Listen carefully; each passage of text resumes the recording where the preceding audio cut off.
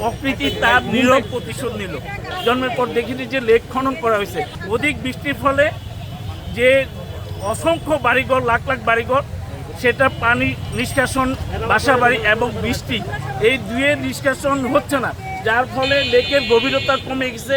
সেই লেক গুলশান যখন তৈরি হয় তখন এই লেকটা করে। এরপরে আমার জন্মের পর আমি আর দেখিনি, এখানকার স্থায়ী বাসিন্দা আমি, জন্মের পর দেখিনি যে লেক খনন করা হয়েছে। তারপরে যেহেতু সিটি কর্পোরেশন প্রশাসককে আমি ধন্যবাদ বলবো, উনি বৃষ্টিতে ভেঙে যাওয়ার ফলে কয়েকবার এখানে আসছে। আমরা এলাকাবাসী থেকে প্রশাসক মিল্টন সাহেবকে ধন্যবাদ জানাই যে ওনারা এটা আসছে। আর হলো এটাকে যদি রাজুক কালভার্ট করে দেয় তাহলে পানির দ্রুত সম্প্রসারণ হতে পারবে।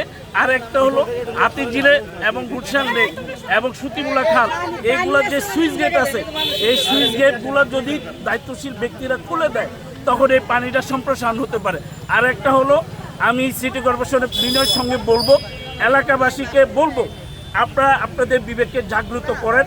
রাস্তাঘাটের উপর অবৈধ দোকানপাট বসার ফলে এবং বাসাবাড়ির ময়লা যেখানে সেখানে ফেলার ফলে আজকে সিটি কর্পোরেশনের যে সুয়ারেজ লাইন এবং সরকারের যে প্রকল্পের লাইনগুলো আছে সেগুলো জ্যাম হয়ে যায়। আমি আপনি যদি সচেতন হই তাহলে এই জলাবদ্ধতা থাকবে না। আমি আপনি সচেতন না হলে সরকার যত বরাদ্দ দেখ না কেন আমাদের সেই ভোগান্তি ভুগতেই হবে। আপনি কি নগর কর্তৃপক্ষের নাকি সাধারণ মানুষ? আমি সাধারণ জনগণ, লেকের পারে আমার বাসিন্দা, মরিমটার 1 থেকে 106 নম্বর রোডে এই জায়গাগুলো আমাদের।